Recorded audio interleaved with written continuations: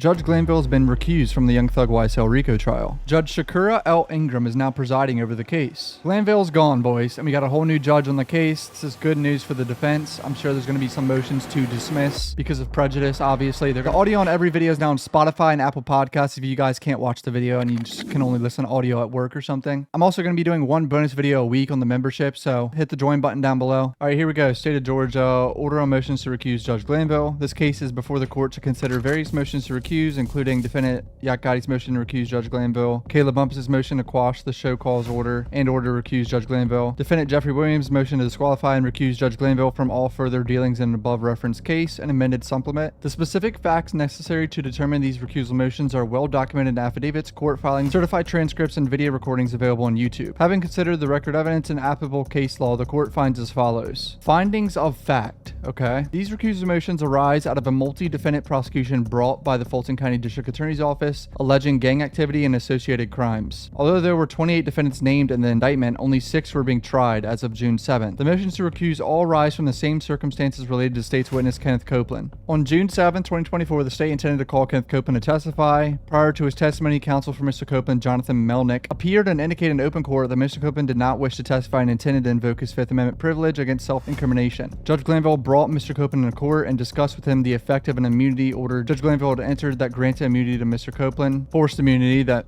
if he pleads the Fifth, he's going to be jailed for the rest of the trial, and they threatened him with jail time for years on end. Judge Glanville specifically advised Mr. Copeland that if he invoked the Fifth Amendment and refused to testify, the state would ask for Copeland to be held in contempt and jailed. Glanville also advised that if asked, Glanville would jail Mr. Copeland for refusing to testify. After that discussion, Mr. Copeland spoke to his attorney and then indicated he would testify. Oh, I wonder why. Maybe because it was just straight up witness intimidation and coercion. Once called, Mr. Copeland was asked to specify his age, and instead of answering, he stated, "I plead the Fifth." Glanville excused the jury, then advised Mr. Copeland in open court that he was in contempt and ordered him to be jailed until Monday, June 10th, at which time Glanville told Mr. Copeland that he would revisit Mr. Copeland's willingness to testify. Mr. Melnick spoke to Mr. Copeland and then reiterated to the court that Mr. Copeland still intended to invoke his Fifth Amendment right if called as a witness. Glanville indicated he would revisit the issue with Mr. Copeland on Monday, June 10th at 8:30 a.m. and court was adjourned for the day. On June 10th, 2024 at approximately 9:10 a.m., Glanville met with the counsel for the state, Adrian Love, and standing counsel for Mr. Copeland, Caleb Bumpus. The meeting took place in Glanville's chambers. Counsel for the trial defendants did not participate in the meeting and were not aware the meeting was taking place. The transcript reflects that Ms. Love told Glanville that she wanted the meeting to impress upon Mr. Copeland the risks of refusing to testify and allow Mr. Copeland to ask questions before he testified. Ms. Love also expressed concerns to Glanville about Mr. Copeland's representation, which Ms. Love had zero business making those accusations. Ms. Bumpus, Ms. Love, and Glanville also discussed the scope and effect of state's grant immunity to Mr. Copeland. Mr. Copeland was then brought into Glanville's chambers where he spoke with and asked Ms. Bumpus, Glanville, and Simone Hilton, counsel for the state who had joined the meeting during that time. The state advised Mr. Copeland that he could remain in custody until the conclusion of the trials of all defendants in the case, not just the 6 currently on trial. Complete shit show. They can say they were just explaining to him his immunity deal and,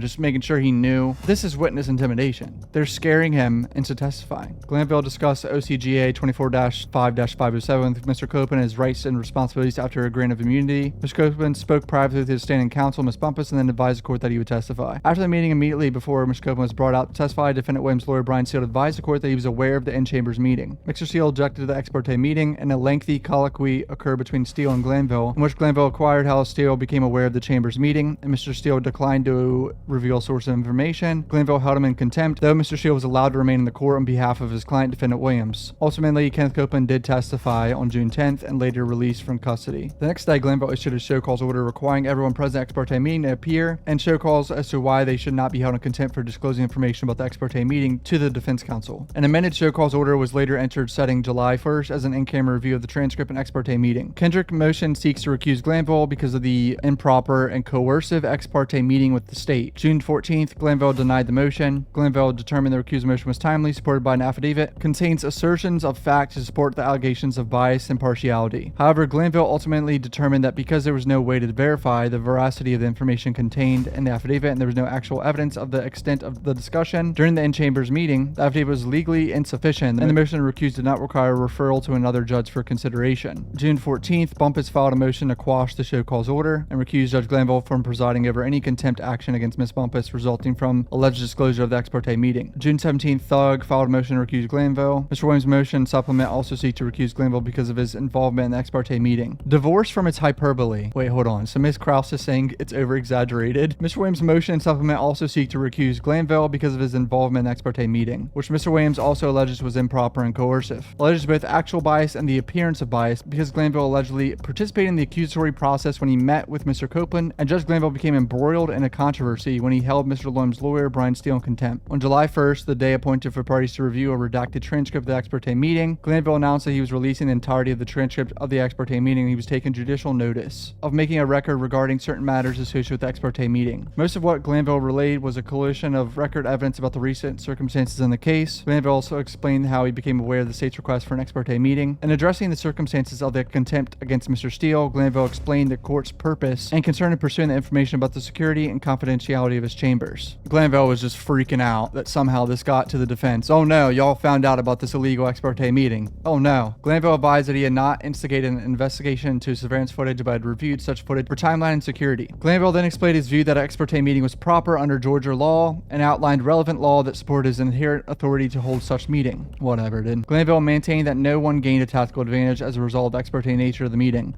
Oh, really? The state's star witness didn't want to testify. Then this meeting occurs. Now he wants to testify. I wonder why. No tactical advantage. Glanville also questioned defendant's right to be present at the ex parte meeting because the issue under discussion was between the state and a witness who was represented by counsel. After making this record, Glanville announced that the show cause hearing was canceled and that the recusal motions filed by Kendrick and Mr. Williams and Bumpus were being referred for consideration by another judge in accordance with the Uniform Superior Court Rule 25.1 through 25.7. The motions recused were assigned to this court for consideration. Legal framework. Motions recused are governed by a specific legal framework outlined in Rule 25 of the Uniform Rules of Superior Court. A party seeking refusal must file a timely motion supported by affidavit. The affidavit must be definite and specific and describe extrajudicial conduct or statements which demonstrate bias or favor of any party, a systematic pattern of prejudicial conduct towards persons similarly stated to the moving party which would influence the judge and impede or prevent impartiality. Sounds like Judge Glanville to me. USCR 25.2. Bare conclusions and opinions are not legally sufficient to support the motion or warrant further proceedings. It is the duty to the assigned judge to temporarily cease to act upon the merits of the matter and assess the timeliness and legal sufficiency of the affidavit. USCR 25.3. If all three criteria are met, the motion is timely, the supported affidavit, and the alleged facts might warrant recusal, another judge shall be assigned to hear the motion recuse. When considering a motion recuse, the assigned judge should be guided by Rule 2.11 of the Revised Code of Judicial Conduct, which provides that judges shall disqualify themselves in any proceeding in which their impartiality might reasonably be questioned. So here we go. Here's what Ms. KRAUSE has to say about everything. Analysis and discussion. Here, Judge Glanville had previously announced on the record that the motions were timely and supported by an affidavit, and transferring the cases to another judge for consideration, that recusal might be authorized if the alleged facts of the motion were assumed true. Therefore, Glanville was required to refer the motion for reassignment and was prohibited from opposing the motion. It is worth noting that this court agrees generally with Glanville's assessment of the propriety of the ex parte meeting.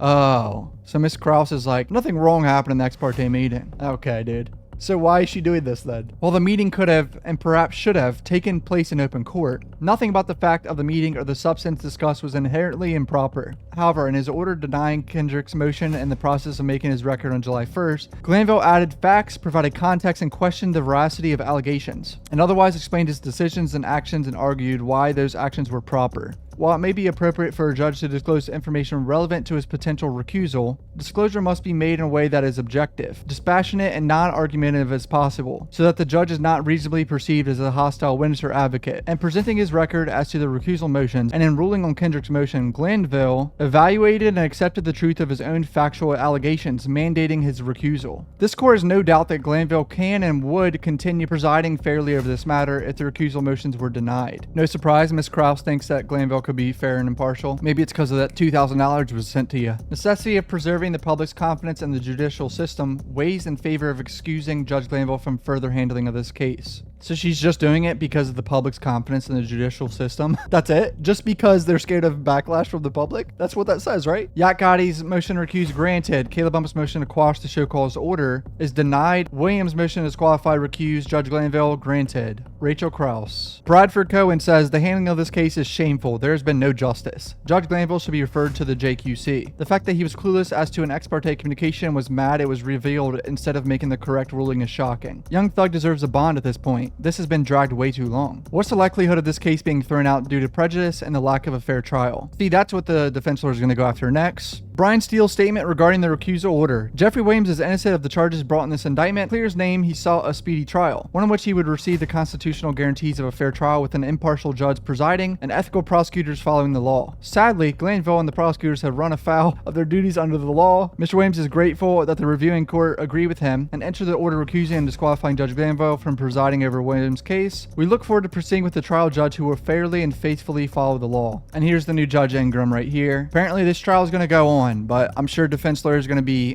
following some motions to dismiss. It's kind of funny how the jury has just been at home waiting pretty much, or at work. Who knows? I don't know how they still have a fucking job. Clearly the jury has seen all this nonsense online. That's just common sense in my opinion, but I'm sure there's going to be some motions here in a second with this new judge, so I'll be covering it like always. Hit subscribe. I really appreciate every single one of you. I'm going to start making weekly bonus videos on the membership. Once a week, I'm going to put up like a bonus body cam reaction of me watching a body cam footage maybe, or talking about the YSL trial. Who knows? I would really appreciate if you guys support me that way so I don't have to, rely on YouTube ad revenue to keep doing this. Love you guys. Hit subscribe. Peace out.